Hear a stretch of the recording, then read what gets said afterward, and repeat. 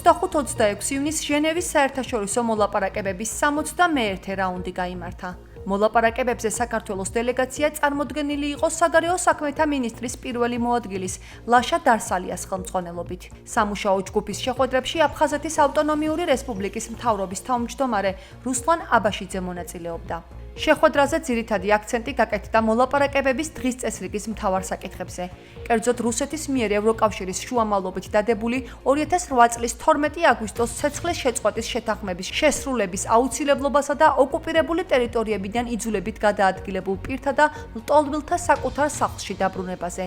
მოლაპარაკებებზე ქართულმა დელეგაციამ მორიგ ჯერზე დასვა ოკუპირებულ რეგიონებსა და საოკუპაციო ხაზის სიახლოვეს რუსეთის საოკუპაციო რეჟიმის დესტრუქციული ქმედებების შედეგად წარმოქმნილი რთული უსაფრთხოების, ადამიანის უფლებებისა და ჰუმანიტარული მდგომარეობის საკითხი. რუსეთისა და საოკუპაციო რეჟიმების წარმომადგენლებმა კიდევ ერთხელ დატოვეს მოლაპარაკებების მაგი და დღის წესრიგის ერთ-ერთი უმთავრესი საკითხის განხილვის დაწყებისთანავე, რომელიც ოკუპირებული ტერიტორიებიდან იძულებით გადაადგილებული პირებისა და ლტოლვილთა საკუთარ სახლში დაბრუნებას შეეხებოდა, რითაც ჩაშალეს მოლაპარაკებები.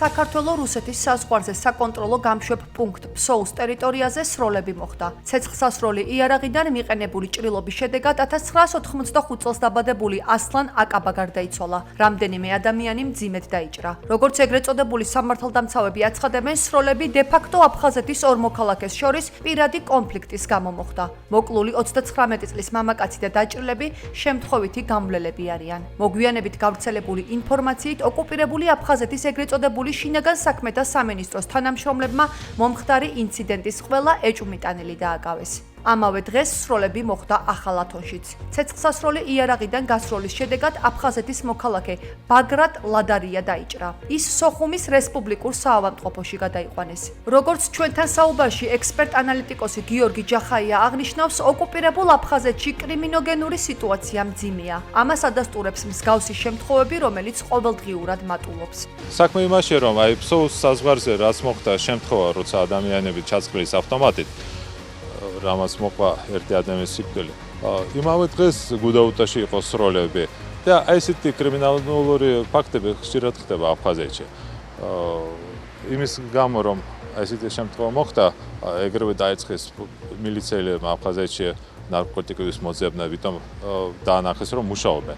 მაგრამ რეალურად იქ კრიმინალური მდგომარეობა ძალიან მძიმეა, იქ სულ ხდება ყაჭაღობა, კურდობა, ტურისტებს ძარცავენ, კვლევებები, მაგრამ მილიცია და კრიმინალიტეტი იქ არის ძალიან კარგად შერწყმული და ერთი მეორეს ხელს ბანენ და აფხაზეთი პატარა რეგიონია და იქ ყველას იცნობს, ძალიან ძნელია ეხლა ადგილობრივ მოსახლეობას უთხრა რომ ამას იომე ამ კრიმინალს. ყველას ნათესავია და მეგობარია და არ გამოდის არაფერი. დე-ფაქტო აფხაზეთის ეგრეთ წოდებული ტურიზმის მინისტრმა თეიმურაზ ხიშბამ თანამდებობიდან გადადგომის შესახებ განცხადება დაწერა. ამის შესახებ აფხაზური ტელეგრამ არხი რესპუბლიკა იუწყება. როგორც არხი აღნიშნავს, ეს გადაწყვეტილება უკავშირდება მის პრინციპულ პოზიციას ოკუპირებული აფხაზეთის ტერიტორიაზე უცხო ქვეყნის გიდების მუშაობის დაუშვებლობასთან დაკავშირებით. ტელეგრამ არხის ინფორმაციით თეიმურაზ ხიშბას ინიციატივით არაერთხელ ჩატარდა რეიდი არალეგალური გიდების საქმიანობის აღსაკვეთად. ტურისტულ სფეროში არსებული პრობლემები ოკუპირებული აფხაზეთის ეგრეთ წოდებული პარლამენტის ეკონომიკური პოლიტიკისა და რეფორმების კომიტეტის სხდომაზეც განიხილეს. ამასთან აფხაზეთის ეგრეთ წოდებული ტურიზმის მინისტრი თეიმურაზ ხიშბა აფხაზეთის ტურისტული საზოგადოების წარმომადგენლებს შეხვდა, სადაც მან განაცხადა, რომ განცხადება საკუთარი ნებით დაწერა და ის მხარს უჭერს მოქმედ კანონს ტურისტული საქმიანობის შესახებ. გაერთიანებული ტურსაზოგადოების წარმომადგენლებმა განაცხადეს, რომ მათ იდენტური შეხედულება აქვთ მოცემულ პრობლემასთან დაკავშირებით. ისინი წინააღმდეგნი არიან დე-ფაქტო ტურიზმის მინისტრის გადადგომის, რადგანაც ის მოქმედი კანონმდებლობის შესაბამისად ხელმძღვანელობს. გიდებისა და ტურიზმის თემას ქართველი ექსპერტები გამოეხმაურნენ. მათი თქმით გაუგებარია, რატომ გადაწყვიტა ეგრეთ წოდებულმა მინისტრმა გადადგომა სწორედ ახლა, მით უფრო თუკი ამ მიმართულებით ახალი არაფერია. რუსეთს და ეგრეთ წოდებულ აფხაზეთს აქვთ ხელშეკრულება, რომლის მიხედვითაც მათი კანონმდებლობის ჰარმონიზაცია უნდა მოხდეს და ერთ-ერთი თემა, რომელიც ამ ჰარმონიზაციას გულისხმობს, არის სწორედ ტურიზმის სფეროს კანონმდებლობის, ასე ვთქვათ, დარეგულირება, რომ ორივე მხარეს ერთნაირი კანონმდებლობა კონდეს. ეს კანონმდებლობა თითქოს და ერთნაირია, მაგრამ განსხვავება რა არის, რომ აფხაზეთის მოქალაქეების დიდ ნაწილს რუსეთის მოქალაქეობაც გააჩნია და შესაბამისად, როგორც რუსეთის მოქალაქეს გარკვეულ პირობებში შეუძლიათ რუსეთშიც იმუშაონ და რუსეთის მოქალაქეებს აფხაზეთის ეგრეთ წოდებული მოქალაქეობა არ აქვს და შესაბამისად ესეთ შესაძლებლობას თეორიულად მოკლებულები არიან, ხო?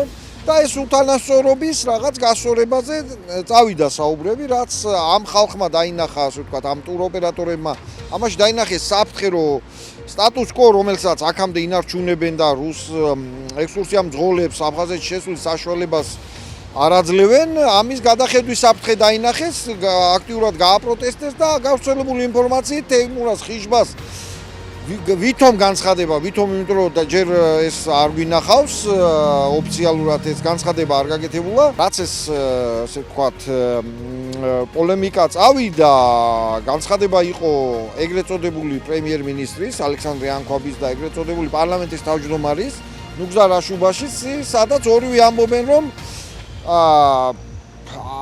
აფხაზეთის ინტერესების საწინააღმდეგო კანონის მიღებას ეს ხალხი არ აპირებენ. და შესაბამისად რაღაც ასე ვთქვათ კიდე უფრო ჩდება კითხვები რა გააპროტესტა მაშინ თეიმურაზ ხიშბამ. მისი გადადგომა მოხდა ფსოუზე სროლის მერე. ერთი ადამიანი იყო მოკლული, სამი იყო დაჭრილი და აი იმავე დროს მერე გადადგა ეგრეთ წოდებული ტურიზმის მინისტრი აფხაზეთში. არის ეს ორი ფაქტი ერთმანეთში დაკავშირებული თუ არა, მე ვერ გეტყვით, მაგრამ რეალურად ერთი მეორის მოყვა. ეგრეთ წოდებული ტურიზმ მინისტრს თეიმურაზ ხიშბას და ბჟანიას შორის ძალიან დიდი უთანხმოება არ იყო. ერთადერთი მას ჰქონდა უთანხმოება რუსეთთან, რომელიც ითხოვდა ამ რუსი გიდების შემოყვანას აფხაზეთში. და ამას მოყვა მისი გადადგომას, ჩემი აზრით. ოკუპირებულ აფხაზეთში მიმდინარე პროცესები. ამ თემაზე აფხაზეთის უმაღლესი საბჭოს თავმჯდომარე ჯემალ გამახარიამ მედია ჰოლდინგ კვირას პრეს-კლუბში ისაუბრა. პრეს-კონფერენციაზე ორი მნიშვნელოვანი საკითხი გამოიკვეთა. გავრცელებული ინფორმაცია, რომლის თანახმადაც რუსი გიდები ოკუპირებულ აფხაზეთში ლეგალურად შეძლებდნენ მუშაობას და ეგრეთ წოდებული კანონპროექტი აპარტამენტების შესახებ, რომელიც შესაძლოა გალისა და ტყვარჩელის რაიონებზე გავრცელდეს. ჯემალ გამახარია საუბრობს ოკუპირებული აფხაზეთის მოსახლეობის განწყობაზე. აღნიშნავს, რომ რუსეთი მცოცავი ანექსიის პოლიტიკას დიდი ხანია ატარებს და აგრძელებს. ოკუპანტი ყველა მიმართულებით ცდილობს კრემლის პოლიტიკის განხორციელებასა და დაშინებით, მოსყიდვით აფხაზური საზოგადოების ნაწილის გულისმოგებას.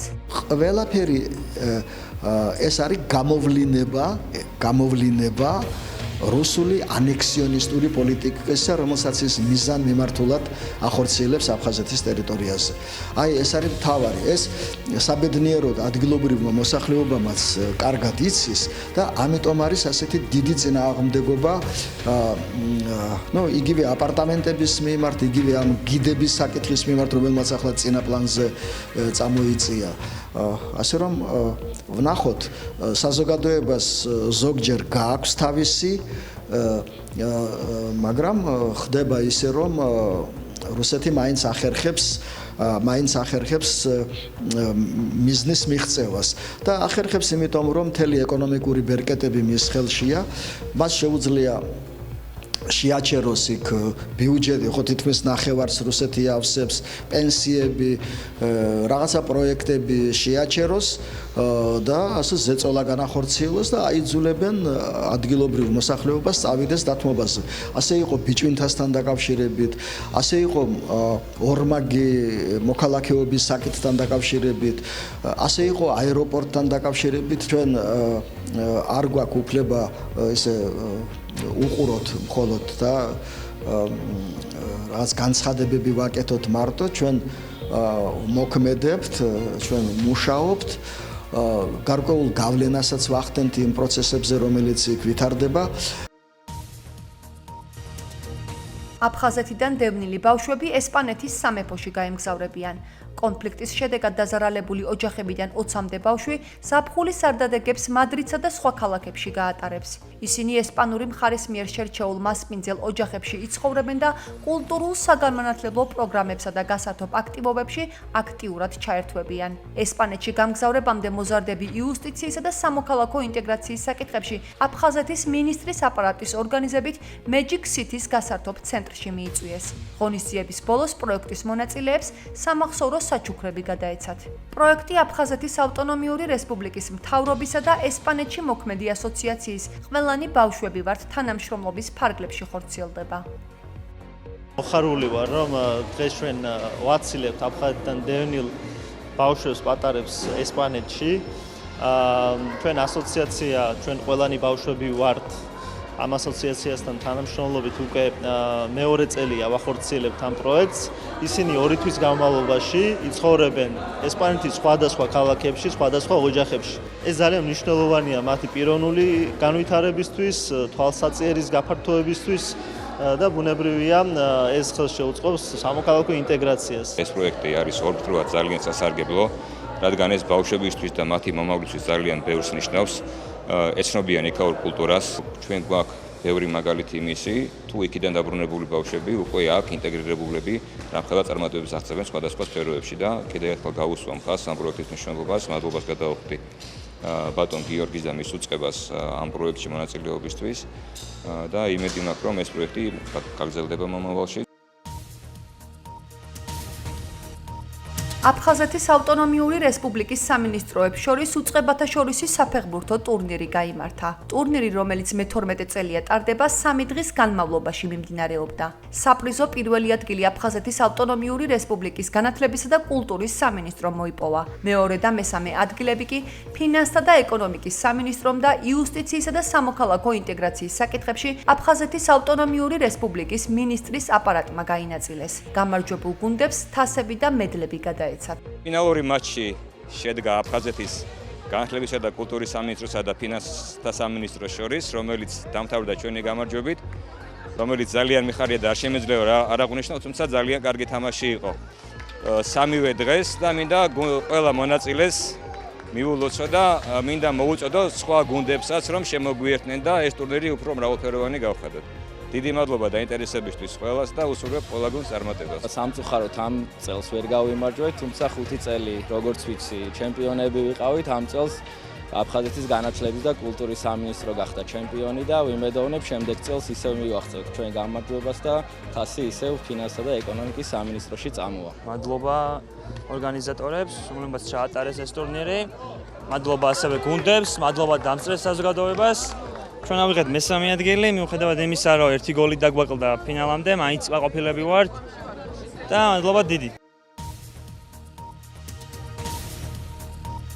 ლისის ტბაზე ოლიმპიური გარბენი ჩატარდა, რომელშიც 150-მდე ახალგაზრდა მონაწილეობდა. გარბენი აფხაზეთის რეგიონალური ოლიმპიური ორგანიზაციის მიერ იყო ორგანიზებული, რომელიც ოლიმპიური დღეების გახსნის აღსანიშნავად გაიმართა. ოლიმპიური გარბენი საქართველოს ეროვნული ოლიმპიური კომიტეტის, აფხაზეთის ავტონომიური რესპუბლიკის მთავრობის და აფხაზეთის ავტონომიური რესპუბლიკის განათლებისა და კულტურის სამინისტროს ორგანიზებით განხორციელდა. ოლიმპიურ გარბენში მონაწილე და გამარჯვებული ახალგაზრდები მედლებით, თასებით და საერთაშორისო ოლიმპიური დიპლომებით დაჯილდოვდნენ. დღევანდელი ჩვენი ღონისძიება მონაწილეობას ღებულობენ აფხაზეთის ფედერაციები, სპორტული კლუბები, აფხაზეთიდან დევნილი სპორტსმენები. მოგეხსენება ჩვენი ღონისძიება უძღვნით რო ეტყვიან ჩვენ ოლიმპიურ ნაკრებს, საქართველოს ნაკრებს, რომელიც 1 თვის შემდეგ აგვისტოს თვეში მონაწილეობას მიიღებენ საფრანგეთში ოლიმპიურ თამაშებში. აქ არიან შეკრებილები აფხაზეთიდან სხვადასხვა კლუბის წარმომადგენელი სპორტსმენები. მათთან ერთად ჩვენ ნაკრები პირველად ვიღებთ ამ გარბენში მონაწილეობას. იმედი გვაქვს, რომ გავიმარჯვებთ და დიდი მადლობა ამისთვის ორგანიზატორებს.